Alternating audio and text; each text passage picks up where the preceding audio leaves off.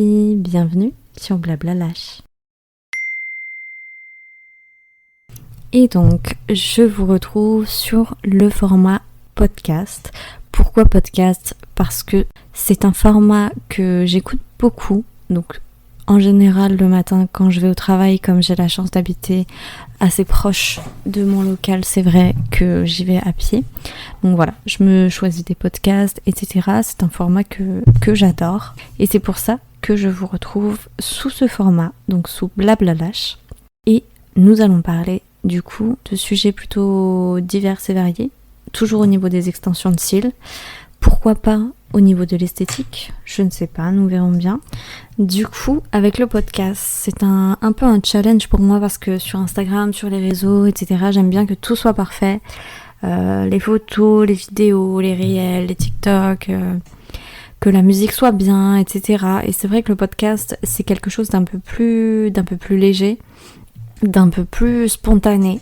Donc c'est vrai que voilà, pour moi c'est un peu un challenge de ne pas faire toujours des choses un petit peu parfaites et de ne pas tout couper tant que ce n'est pas parfait. Donc au montage ça peut être marrant, ça peut être marrant pour moi. On va voir un peu ce que ça donne. Et du coup, on va parler aussi d'extension de cils. Je vous parlerai un petit peu peut-être sur les réseaux. Du coup, j'ai créé un compte Instagram. Je vous parlerai peut-être un petit peu plus de tout ce qui va se passer, de comment je vois ça, de ce qu'on peut faire.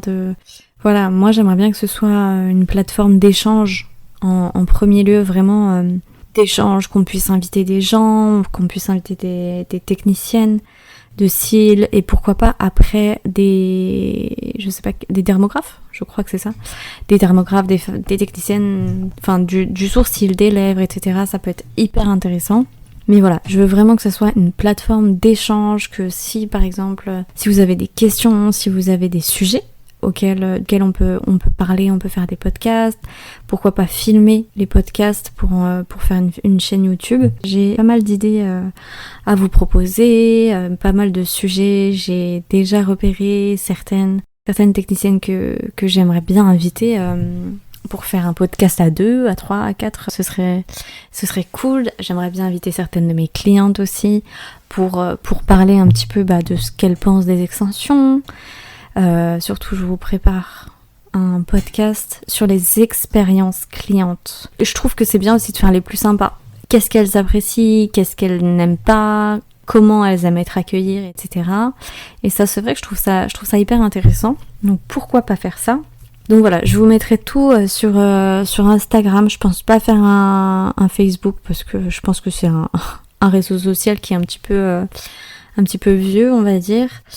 Mais du coup, revenons au sujet, en tout cas celui d'aujourd'hui. Je vais vous décrire mon parcours, je vais me présenter et du coup c'est parti.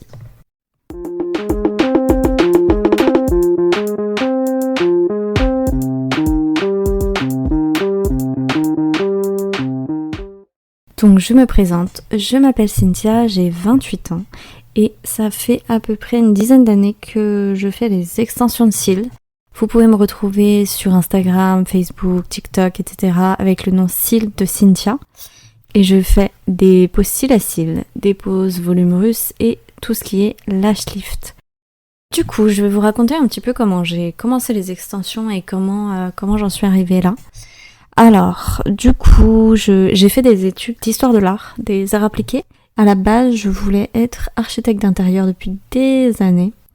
Ensuite, je suis passée aussi par tout ce qui est un petit peu couture et plus particulièrement le domaine du mariage. Parce que voilà, j'ai une grand-mère qui m'a appris à coudre, etc. Donc c'était plutôt pas mal. Moi, j'arrivais bien à me retrouver là-dedans. Donc dans les projets avec lesquels je m'amusais pas mal, c'était vraiment la couture. Donc je suis partie de là. Et ensuite, l'année du bac, je ne sais plus pourquoi, je me suis lancée, enfin j'avais très envie plutôt de faire les ongles. Donc tout ce qui était nail art, donc j'étais photo, c'est incroyablement moche, mais à l'époque c'est vrai que ça me plaisait et quand je vois le résultat je me demande vraiment ce qui me passait par la tête, mais c'est de là où est partie l'envie de faire de l'esthétique qui était du coup à la base uniquement les ongles. Donc après le bac, j'ai fait des études d'esthétique. Je me suis rendu compte que c'était pas ce que je voulais faire parce que j'aime pas tout ce qui est massage, soin visage, épilation encore moins. Et c'est vrai que c'est des diplômes qui englobent toutes ces matières. Donc par exemple tout ce qui est chimie c'est hyper intéressant, tout ce qui est biologie hyper intéressant, mais voilà, tout le reste c'était pas mon truc. Mais j'ai quand même voulu continuer après, donc j'ai passé en premier lieu un CAP esthétique en 1 an dans une classe adulte, et ensuite j'ai fait le brevet professionnel, donc où on inclut les soins du corps. Donc je me suis bien rendu compte une fois de plus que voilà, c'était pas ce que j'aimais particulièrement, mais bon, pour avoir le diplôme de toute façon il fallait le faire, donc voilà. Donc déjà j'ai passé le CAP en 1 an. Pendant le CAP j'ai fait, donc on a des stages à faire, donc un stage de pratique et un stage de vente il me semble. Donc voilà, le premier stage de vente c'était à Marionneau, je me rappelle, et le deuxième stage c'était dans un institut minceur. Du coup je faisais énormément de cellule M6. Je sais pas si vous connaissez, c'est la machine contre la cellulite, enfin qui agit contre la cellulite. Donc voilà, je faisais énormément de ça. Et un jour, il y a la responsable, enfin la patronne du centre, parce qu'en fait on n'était que 2.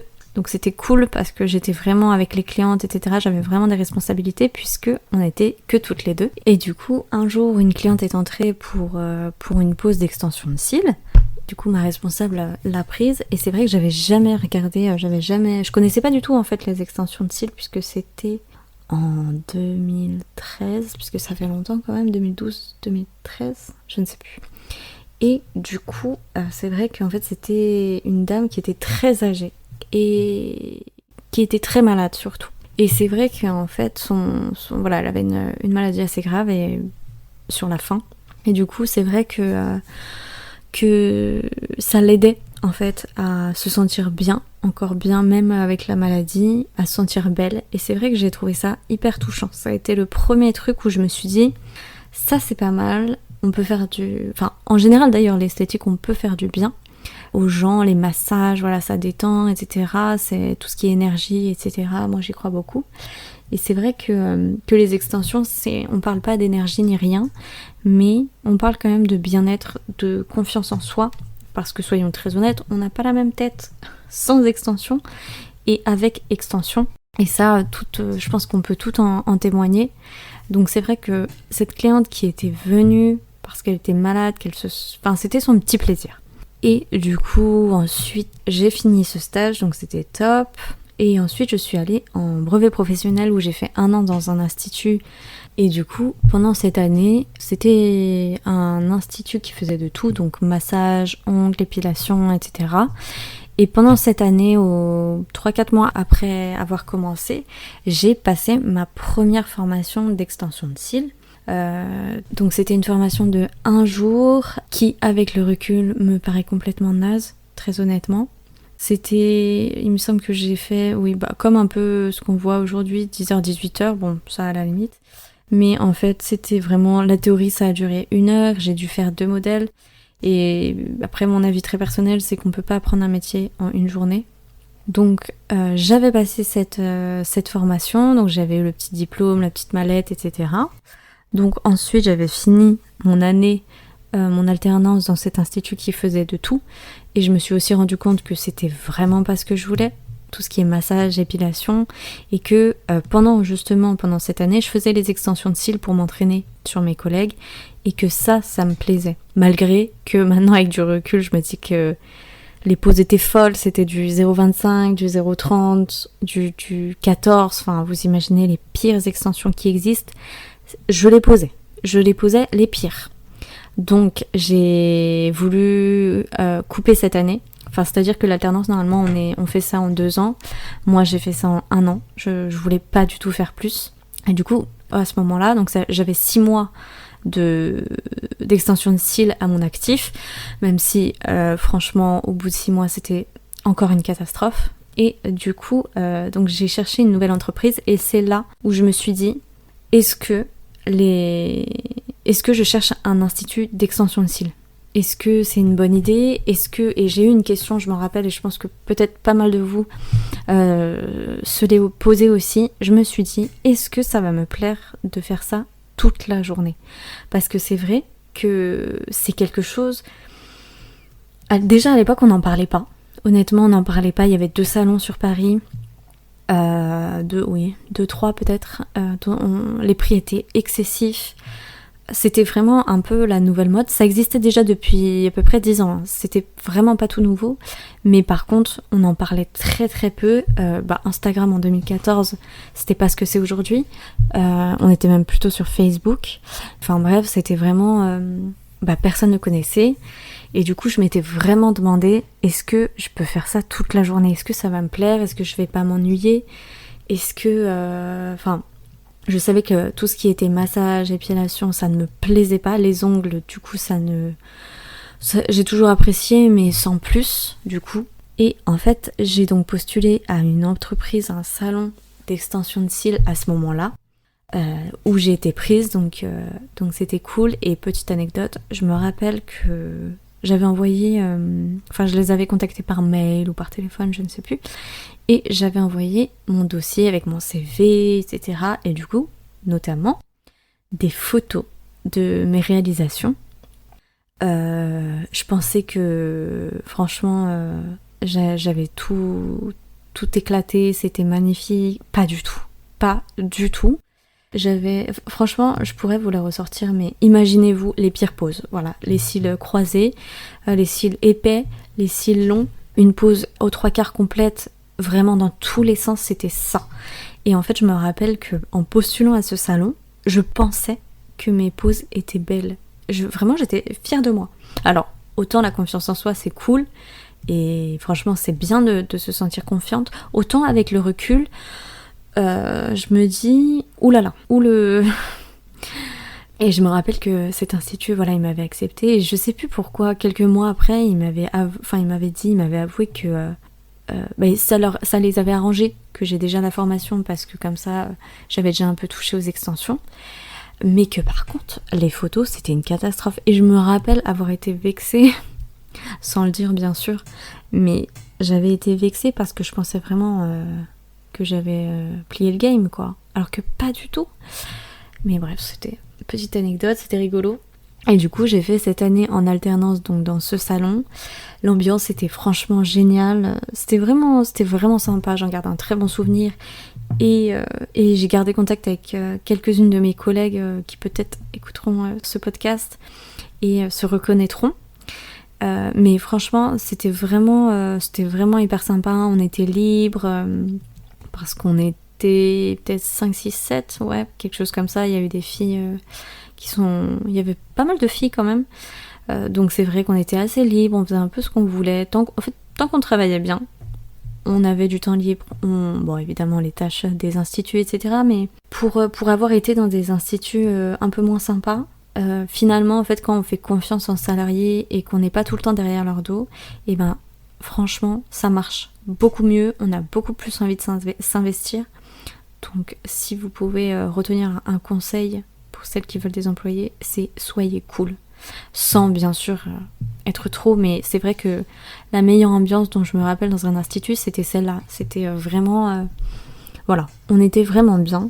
Et donc j'ai arrêté cette deuxième année d'alternance puisque mes diplômes étaient finis et je voulais pas passer de BTS ça m'aurait pas servi finalement. Donc il fallait que je trouve un nouveau travail. Et en fait, je sais pas, je voulais pas, j'avais pas conscience qu'on était en plein été, je sais pas, j'y ai pas pensé. Je pense que j'avais trop peur d'être au chômage. Et du coup, j'ai commencé un nouveau travail peut-être 3 jours après. Parce que j'avais cherché bien sûr entre temps, un petit peu avant on va dire. Et du coup, j'ai été dans un institut dans le 92.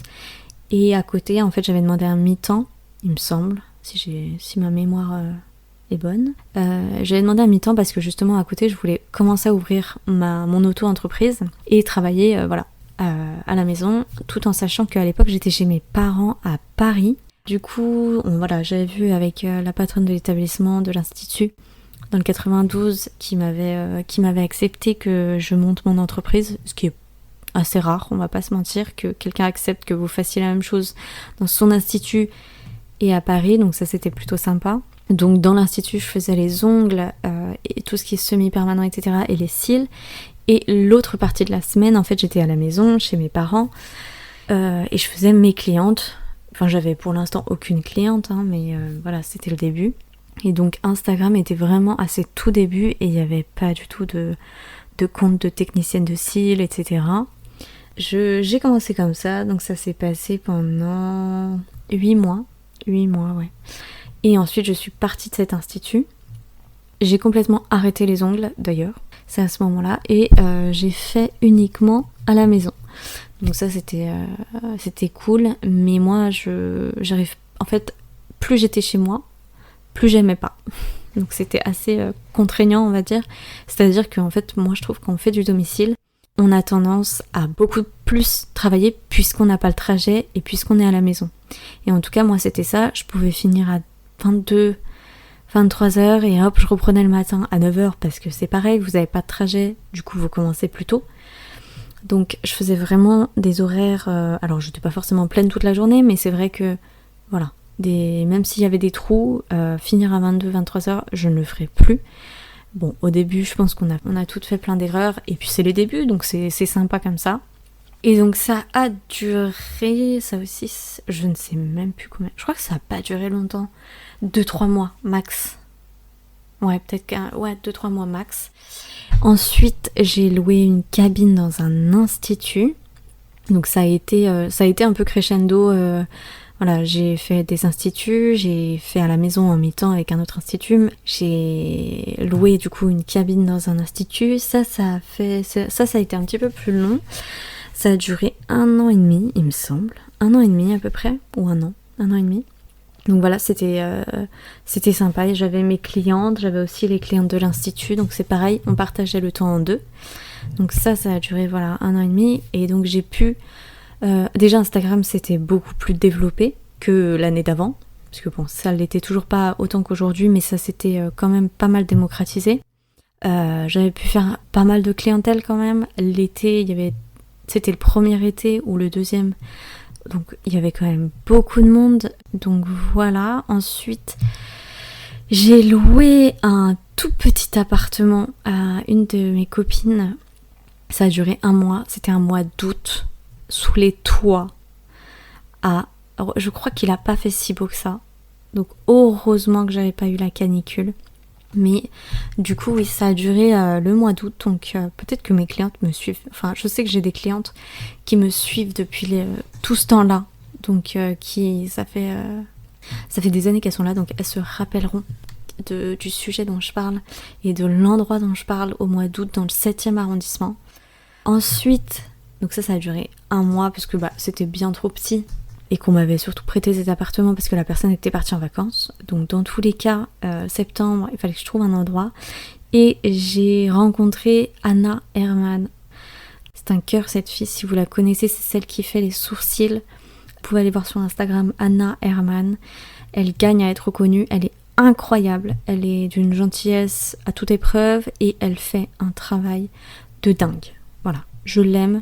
C'est la meilleure, donc je vous la conseille, je ne vais que chez elle, je ne vais nulle part ailleurs. Donc on a commencé à travailler ensemble et ça c'était vraiment trop cool.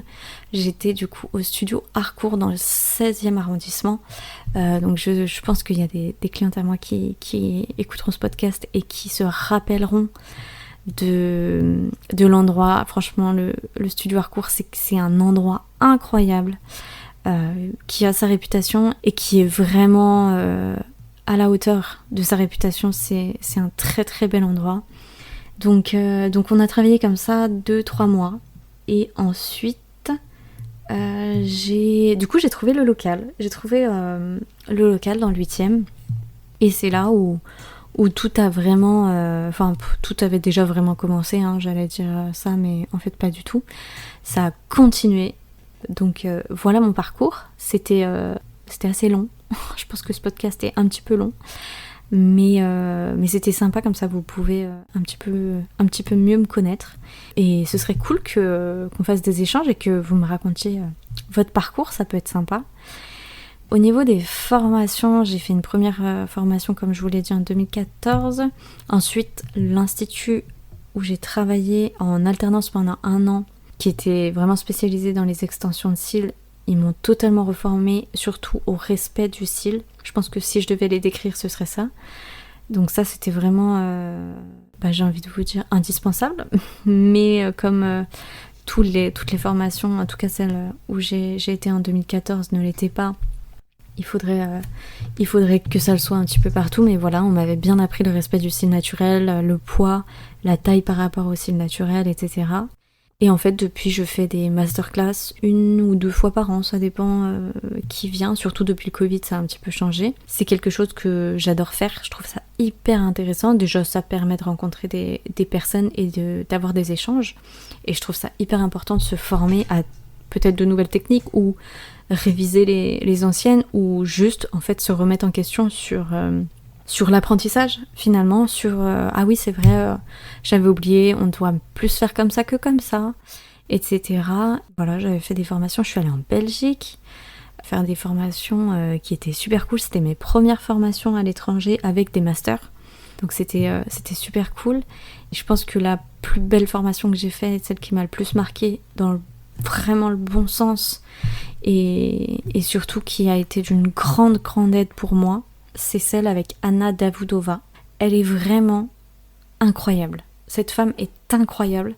Je mettais souvent ses volumes dans mes stories. C'est plutôt du très court, assez fourni, ou naturel, mais en tout cas du très court. Je pense qu'elle va pas, elle a jamais fait au-delà de 12. Et encore 12, c'est vraiment le grand max. Elle est incroyable et elle est d'une gentillesse incroyable. Elle était venue de Russie pendant 2 jours à Marseille et franchement, j'ai adoré. En fait, j'ai appris des choses dont je ne soupçonnais même pas l'existence. Elle nous a appris les changements de courbure, les poids des cils, sa technique évidemment pour faire des éventails, comment elle arrivait à ce résultat, etc. Et c'est vrai que maintenant, c'est des choses dont on entend parler assez régulièrement, le changement de courbure, les poids, les changements de taille, d'épaisseur, etc. Mais c'est vrai qu'il y a quelques années, on n'en entendait pas parler. Et elle fait un travail de dingue et sa formation est très intéressante. Je ne l'ai jamais revue en France, donc je ne sais pas. Je pense que si elle passait, j'irais refaire sa formation parce que, en fait, c'est tellement d'informations qu'on ne peut pas tout retenir malheureusement, mais elle donne énormément d'informations et je crois même qu'on n'avait même pas fini la formation parce que c'est vrai qu'apparemment, nous les Françaises, on est un petit peu turbulentes entre guillemets, alors que les personnes de l'Est sont assez beaucoup plus attentives et carrées, et c'est vrai que je crois qu'on n'avait même pas fini la formation, il restait quelques trucs, mais ça a été une de mes plus belles formations. En tout cas la plus intéressante de très loin. Si je peux vous conseiller quelqu'un, c'est vraiment celle-là. Sa marque, c'est pour celles qui connaissent pas son nom, sa marque c'est Divine Lash Market, si je me trompe pas.